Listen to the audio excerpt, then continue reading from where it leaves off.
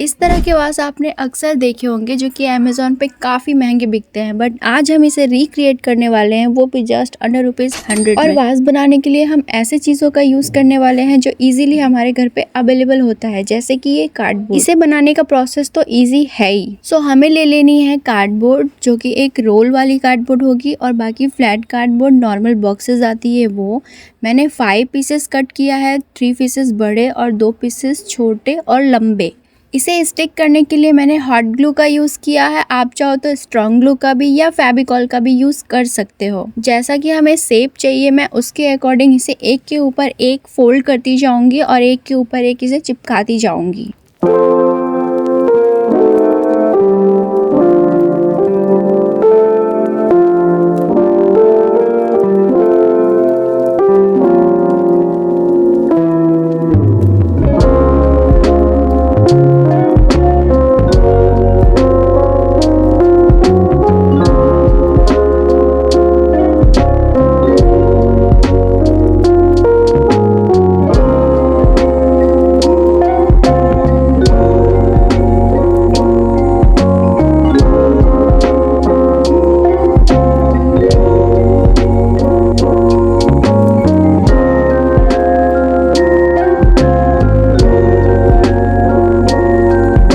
अब हमें बनाना है इसका बेस, जिसके लिए मैंने अगेन कार्डबोर्ड यूज किया है। तो मैंने बेस की साइज ड्रॉ कर ली और उसे कट कर लिया और इसे हॉट ग्लू के हेल्प से चिपका दूंगी। हमारा वास का फिगर रेडी है। अब आते हैं नेक्स्ट स्टेप पे, जिसके लिए चाहिए हमें प्लास्टर ऑफ पेरिस के स्ट्रिप। ये आपको किसी भी मेडिकल शॉप पे इजीली मिल जाएंगे, और अगर आप इसका यूज नहीं करना चाहते हो तो आप प्लास्टर ऑफ पेरिस का भी यूज कर सकते हो। इसके लिए आपको प्लास्टर ऑफ पेरिस का घोल बनाना होगा, उस पर किसी भी क्लॉथ के साथ डिप करनी होगी, और फिर जिस तरह से मैं दिखा रही हूँ उसी तरह से एक एक करके सारे स्ट्रिप को चिपकाते जाना होगा। प्रोसेस काफी सिंपल है, हो सकता है आपको देखने में थोड़ी मेहनत लग रही होगी, पर ट्रस्ट मी गाइस, इसे बनाना काफी इजी है।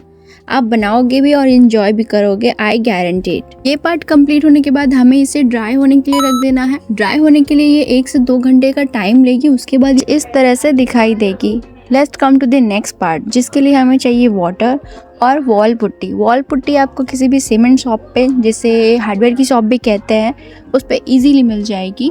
हमें इस पे थोड़ा सा वाटर डालना है और इस तरीके का पेस्ट बना लेना है। कंसिस्टेंसी पेस्ट की ऐसा ही रखना, वरना ये अच्छे से लगेगी नहीं, या तो गीली होकर निकल जाएगी, तो हार्ड होकर कहीं कम कहीं ज़्यादा लग जाएगी। तो इस बात का ध्यान रखना कि जो पेस्ट की कंसिस्टेंसी हो वो इसी तरह से हो। सो अब मैं प्लास्टिक की शीट यूज़ कर रही हूँ, और इसका यूज़ करके मैं जो एक्स्ट्रा पेस्ट है उसे निकाल लूँगी। सो ना हमें इसे 2-3 घंटे के लिए ड्राई कर लेना है। अब ये कुछ इस तरीके से लगेगा। अब आएंगे हमारे नेक्स्ट स्टेप पे, जिसके लिए चाहिए हमें सैंड पेपर, और ये सैंड पेपर आपको हार्डवेयर की शॉप पे ही मिलेगी। स्मूथ टेक्सचर देने के लिए हमें इसे घिसना ज़रूरी है, जिससे कि ये परफेक्ट शेप पे भी आ जाएगा। तो टॉप और बॉटम को हम अच्छे से घिस लेंगे, और इसका बेस और टॉप काफ़ी कंप्लीट लगेगा।